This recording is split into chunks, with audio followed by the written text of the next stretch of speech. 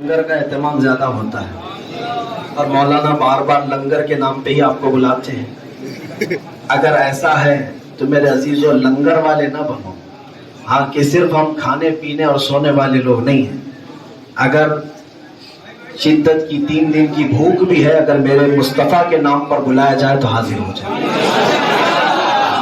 नान खटाई वाले और बिरयानी वाले ही नहीं रहे, हुजूर के लिए हम आएंगे इंशाअल्लाह। आप सुनिए, आप हजरात बैठे, पीछे वालों को नहीं नजर आ रहा।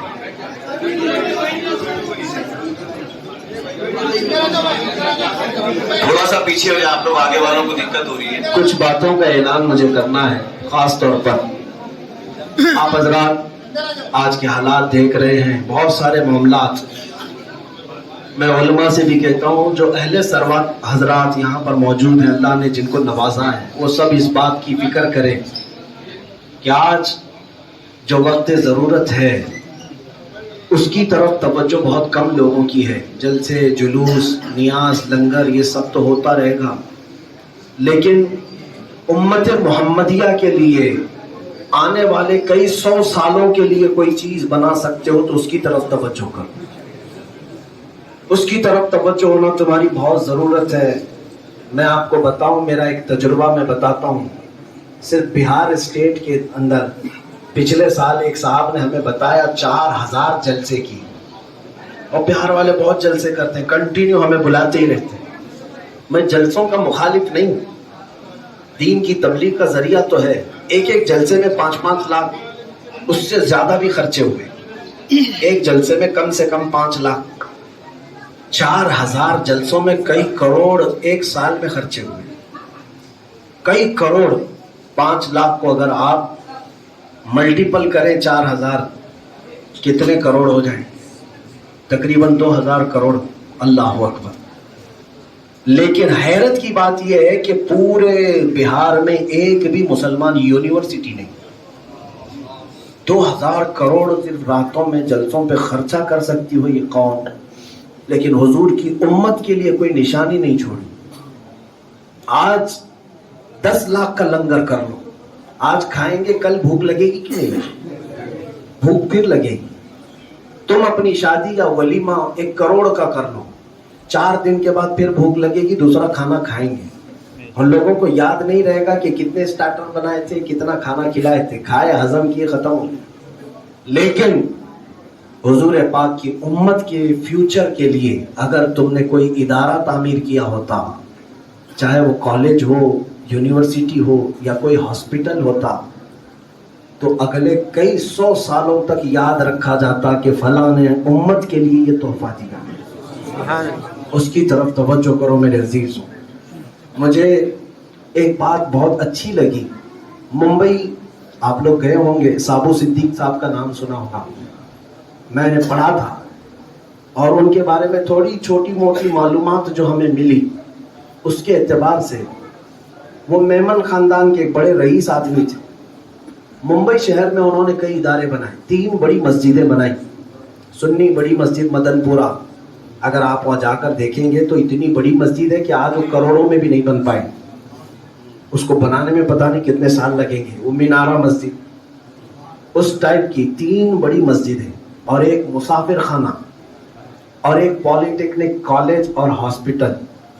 6 बड़े इदारे बनाए उन्होंने। 150 साल से वो चल रहे थे, 150 साल से। लेकिन हैरत की बात मैं आपको बताऊं, जिस साहब ने ये इदारे बनाए थे, साबू सिद्दीक, 23 साल की उम्र में उनका इंतकाल हो गया था।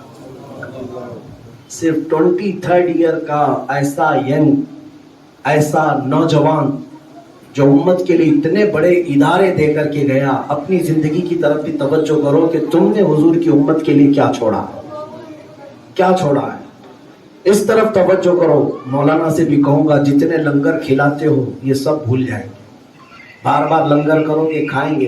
अरे खिलाना उन लोगों के लिए सवाब है जिनके घर में रोटी तक नहीं मिल रही हो। अब लंगर तो हम खिलाते हैं, लेकिन किनको खिलाते हैं? सब मालदारों को ही तो खिलाते हैं। सबके घरों में खाना बन रहा है, सबके घरों में खाना बन रहा है। क्या उस गरीब तक आपका लंगर पहुंचता है जिसके घर में रोटी तक नहीं बनती? दिन का खाए तो रात का खाना नहीं मिलता, ऐसे गरीब तो मिलते ही नहीं। ठीक है, उर्सों में और दीगर मौके पर لنگر ہونا چاہیے, کھانا ہونا چاہیے, ثواب کا ذریعہ ہے, لیکن کل خدمت یہی نہیں ہے. کچھ لوگ اسی کو سب کچھ سمجھ بیٹھے ہیں, سب کچھ یہی سمجھ بیٹھے. اگر کھلانے کا زیادہ بہت شوق ہے اور ثواب حاصل کرنا ہے تو جاؤ افریقہ کی سرزمین پر ان نہتے بچوں کو جو گھاس کھانے پر مجبور ہیں. یمن اور ملک شام میں نے بہت قریب سے دیکھا. ملک شام میں اب کچرے کھانے لگے بچے.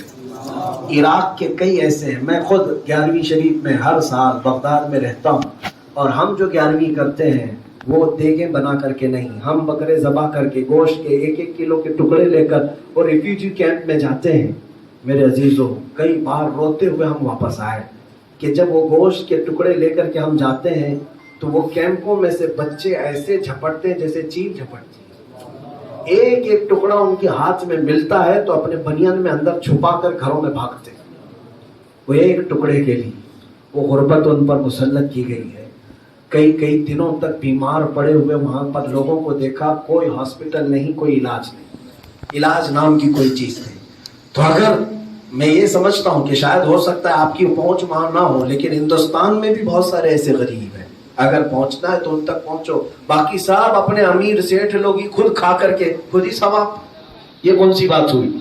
اس لیے آج بڑے متمول گھرانے کے جو صاحب حیثیت لوگ ہیں ان کو میں بار بار یہ نصیحت کرتا ہوں کہ ہر شہر میں آج تمہاری بچیوں کی تعلیم کی بھی بہت سخت ضرورت پیش آئی.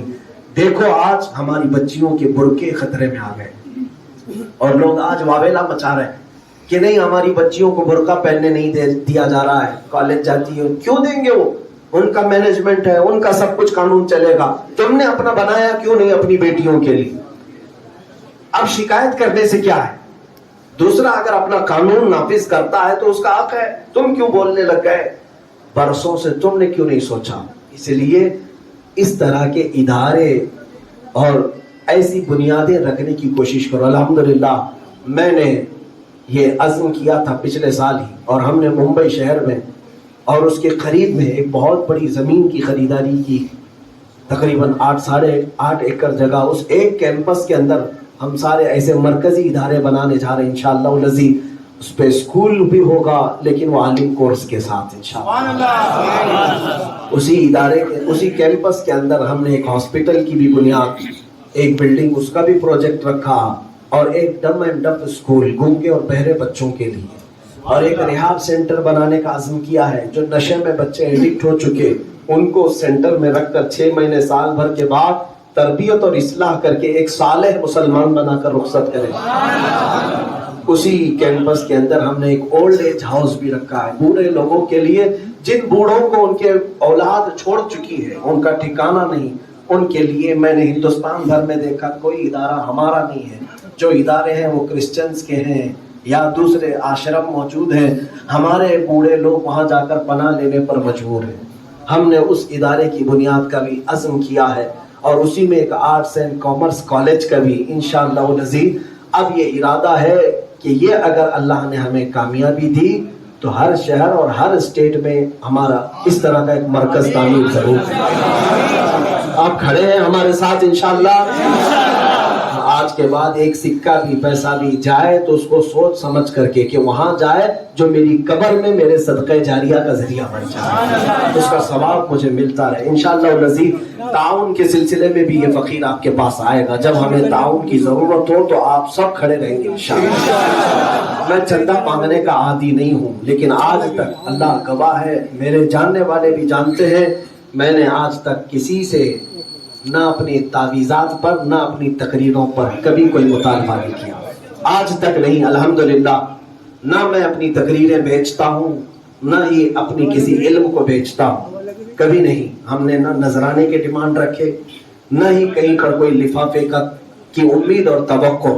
اللہ کریم ہے, وہ بے نیاز رکھا ہے, لیکن حضور کی امت کے لیے اور دین کے لیے ضرورت پڑے گی تو میں بیچ چوراہے میں کھڑے ہو کر بھیک مانگنے کو بھی عیب نہیں محسوس کروں.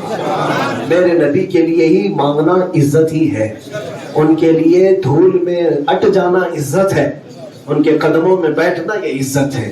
انشاءاللہ العزیز اگر ضرورت ہوئی توقع آپ سے بھی رکھتا ہوں. آج ہمارا پونا آنے کا جو ایک عظیم مقصد تھا وہ اسی تعاون کے ذریعے سے, خاص اور کچھ مخصوص احباب سے ملاقات کر کے انشاءاللہ العزیز اس طرح کا ادارہ پونا شہر کے قریب بھی ہم قائم کریں انشاءاللہ. ہمارے بچے اور ہماری بچیوں کا وہ ایک عظیم مرکز بن جائے جہاں اسلامک لائف سٹائل ملے انہیں اور دین اور دنیا دونوں انہیں حاصل ہو سکے, بعد میں آنے والے چیلنجز کا وہ مقابلہ کر سکے.